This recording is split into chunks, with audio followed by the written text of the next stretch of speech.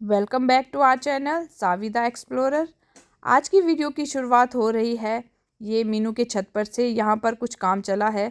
मीनू यहाँ पर अपने छत की लिपाई कर रही है। जैसे कि आप सब लोगों को पता होगा कि पहाड़ों में जो मिट्टी के घर होते हैं उनकी टाइम टू टाइम लिपाई करनी होती है।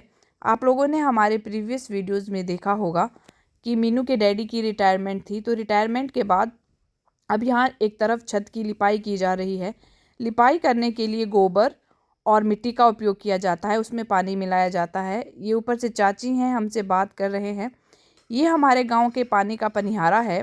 गांव में आप लोगों को पता होगा कि लगभग हर गांव का अपना एक ट्रेडिशनल पानी का पनिहारा होता है। वो ऊपर हमारा घर दिख रहा है। ये हमारे गांव का व्यू देखिए आप। एक तरफ जहां मीनू अपने छत की लिपाई कर रही है, दूसरी तरफ टोलम दीदी और प्रीतु और ईशु राजमा की छंटाई कर रहे हैं। राजमा इस टाइम तक पक जाते हैं और सितंबर अक्टूबर तक। तो अब इनको घर में लाके इनको इनकी फलियों से अलग करके अब इनकी छंटाई की जा रही है। ये देखिए, ये राजी दीदी हैं और ये हमारे गांव का नज़ारा आप देखिए। यहाँ से बहुत सुंदर व्यू दिखता है।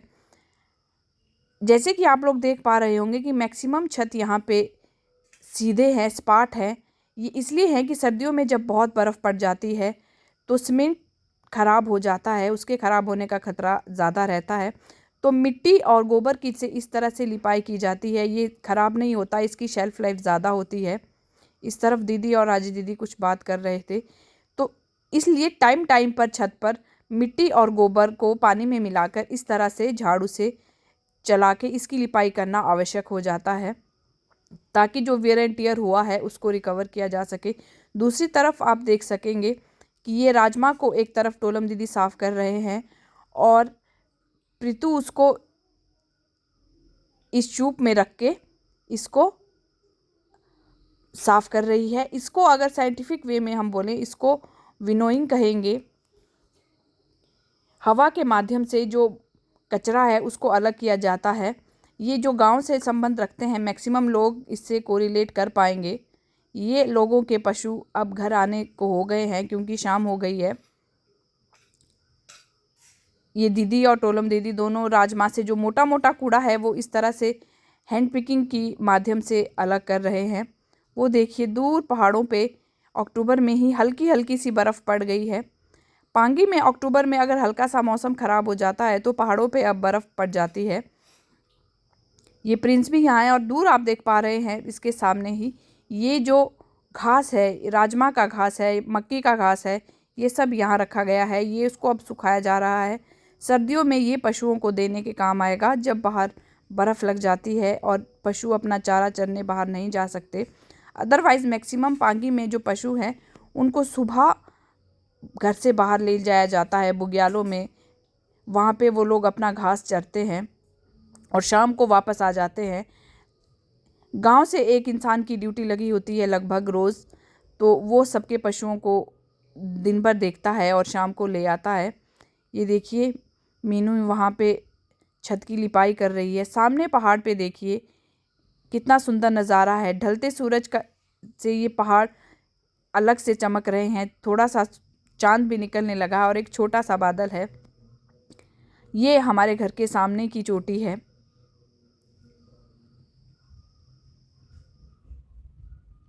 ये आप देख पा रहे हैं। गांव में रहने से आप लोगों को एक अलग ही अनुभव होता है। यहाँ की जो हवा है वो प्योर और पूरी तरह से फ्रेश होती है। लोग अपना घर का बना ऑर्गेनिक खाना खाते हैं।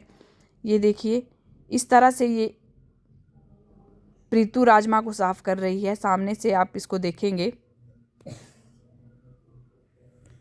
ये जो लकड़ी का इसके हाथ में बना है, ये आप एक चीज़ देख पा रहे हैं, इसको फट्टन कहा जाता है। इसमें ये राजमा को लेगी और इसको इस तरह से हिलाएगी। हवा से जो हवा का फ्लो है उससे जो इम्प्योरिटीज़ है वो अलग हो जाती है, हल्की इम्प्योरिटीज़, और राजमा भारी होती है तो वो पीछे को आ जाती है। ये प्रीतु अपना जो राजमा इस तरह से साफ़ कर रही है और प्रिंस उसको वापस कट्टों में भर रहा है जो साफ़ राजमा है। ये देखिए, तब तक आप हमारे गांव के नज़ारों का आनंद लीजिए।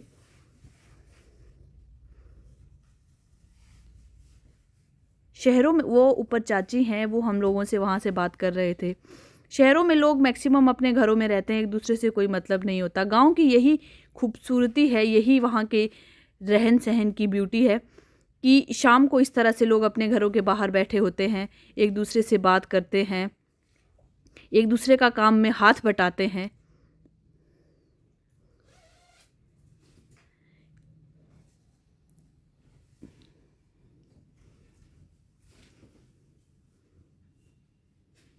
ये देखिए,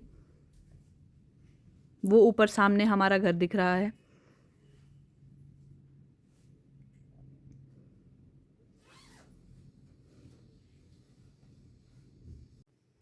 ये राजमा साफ़ करने का काम लगभग फसलों का अब आखिरी काम बचा है।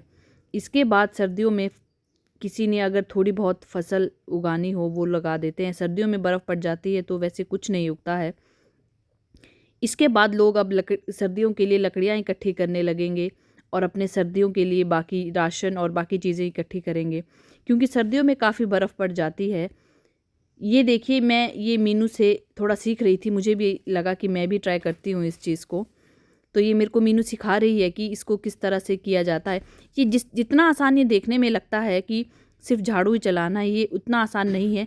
झाड़ू भी एक पर्टिकुलर डायरेक्शन में, एक पर्टिकुलर फोर्स के साथ चलाना होता है, सो दैट जो ये मिट्टी और गोबर का लेप है ये अच्छे से इवनली स्प्रेड हो जाए। बीच बीच में इसमें पानी मिला के कंसिस्टेंसी एडजस्ट करते रहनी पड़ती है।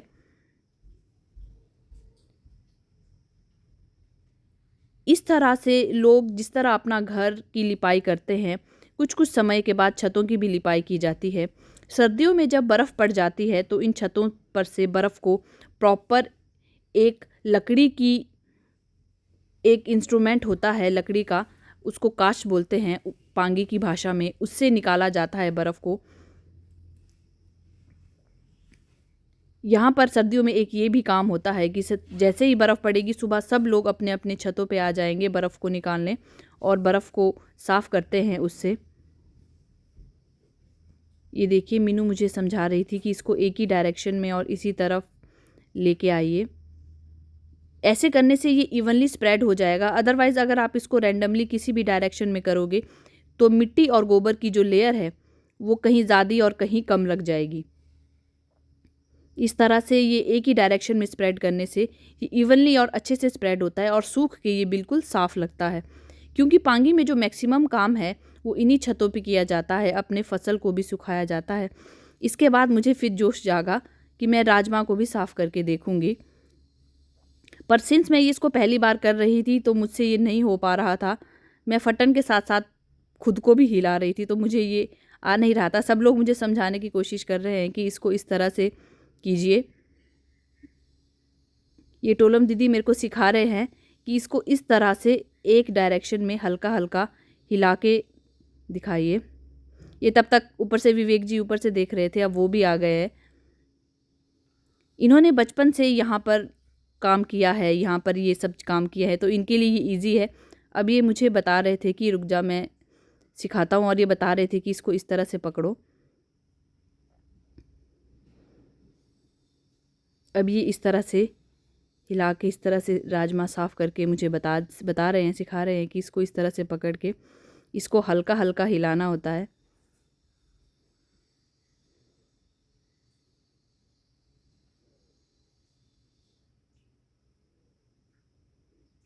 ये हम लोगों के लिए थोड़ा एक अच्छा फ़न का एक मोमेंट हो गया था, क्योंकि मुझसे ये हो नहीं पा रहा था तो सब लोग हंस रहे थे। ये अब विवेक जी मुझे सिखा रहे हैं कि इसको इस तरह से पकड़िए और इस तरह से हिला के करिए। रोडू में भी हमारे राजमा होते हैं, पर विद पैसेज ऑफ टाइम वहाँ अब सेब की खेती ज़्यादा होती है तो हम लोगों ने ये काम किया नहीं है, तो मुझे ये नहीं आ पा रहा था। पर और ये देखिए, अल्टीमेटली बहुत सारे ट्रायल्स के बाद मैंने ये सीख लिया और मुझसे ये हो गया। आपको हमारी वीडियोस कैसी लग रही है हमें ज़रूर बताइए। पिछली कुछ वीडियोस में पांगी की जो वीडियोस है उस पर आप लोगों का बहुत प्यार है, काफ़ी व्यूज़ आ रहे हैं। पर एक चीज़ है जो थोड़ी डिसहार्टनिंग है कि व्यूज़ बहुत है पर लोग सब्सक्राइब नहीं कर रहे हैं। काइंडली प्लीज़ चैनल को सब्सक्राइब कीजिए, हमारे चैनल को इसी तरह प्यार दीजिए, इसी तरह देखते रहिए। ये देखिए, ये अंत में मेरे गांव का एक व्यू देखिए। मैं इस वीडियो को अपनी इन चंद पंक्तियों के साथ ख़त्म करना चाहती हूँ। मैंने कुछ लाइंस लिखी हैं। दी रोटी शहर ने पर सुकून गाँव ने दिया। मिला काम शहर में पर नाम गाँव ने किया। सिखाया जुनून शहर ने, गाँव ने मुझे हौसला दिया।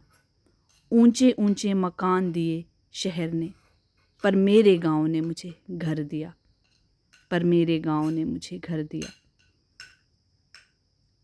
सच में जो भी गांव के लोग कहीं बाहर शहरों में रह रहे हैं वो शायद मेरी इन लाइंस के साथ कोरिलेट कर पाएंगे कि हम लोग शायद घर से बाहर निकल तो आए हैं।